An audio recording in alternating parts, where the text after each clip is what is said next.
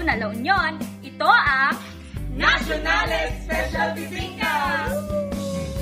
Mula sa Baguio City, kami ay pumunta ng Luna, La Union para matikman ang isa sa pinaka-special na bibingka sa probinsya ng La Union.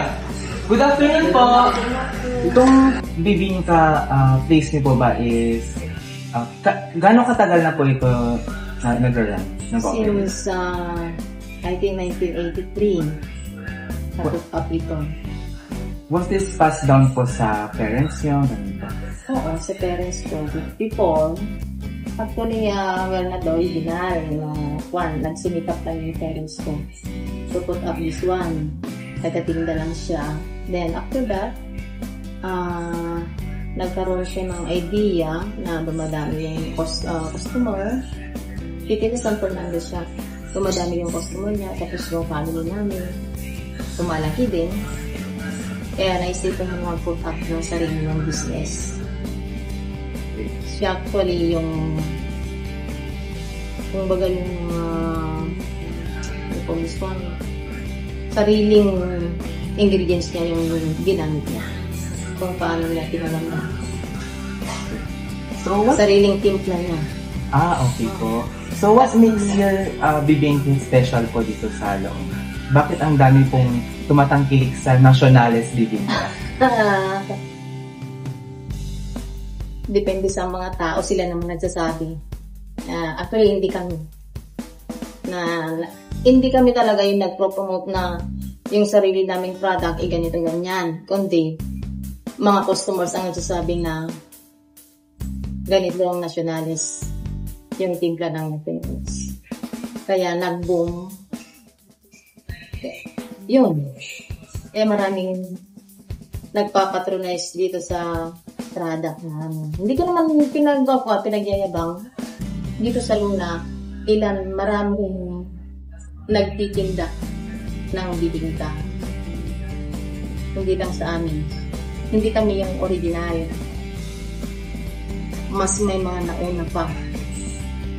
Yung bibingka po ba is native po ba dito sa La Union? Oo. Native kasi before ang gamit, kaya naging native. Yung, alam mo yung banana leaves. Yun. Kaya naging native.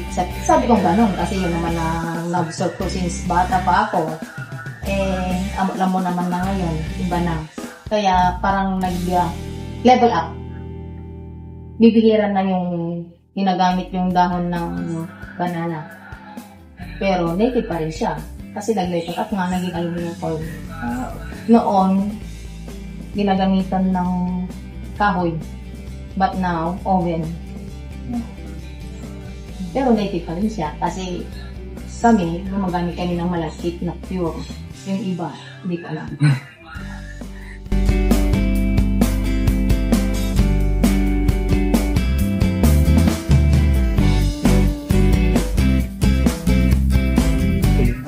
So ngayon po ay titikman na natin ang special bibingka ng Nationales. At sabi nga po ni Ma'am, ang tamang pagkain daw po ng bibingka ay unahin sa baba. So, ayan na. Ating tikman ang special bibingka.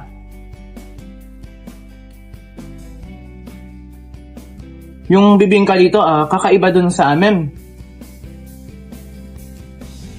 Yung base nito,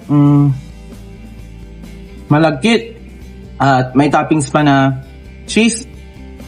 Samantalang yung sa amin kasi, ang base dun ay tinapay at may red egg pa sa taas.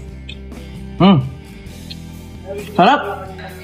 So dito nga sa Santo Domingo Sur, ang lugar kung saan nila ginagawa ang special bibingka, dito mismo sa family house ng mga Nationales. At sakto nga, may isang kakabili lang ng bibingka dito sa Nationales.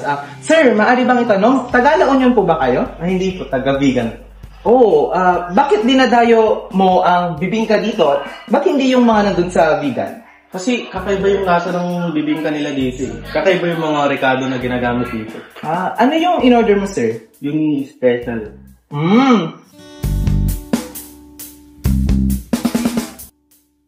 All the way from La Union, dumako naman ngayon tayo sa Pangasinan upang tikman ang kanilang famous puto bembang. Kung ang Nationales Special Bibingka ay moderno na gamit ang oven sa kanilang pagluluto, Dito naman sa Pangasinan ay buhay pa rin ang tradisyonal na paraan. Sa bawat init at usok, lumalabas ang lasa't lutong tunay na gawang probinsya.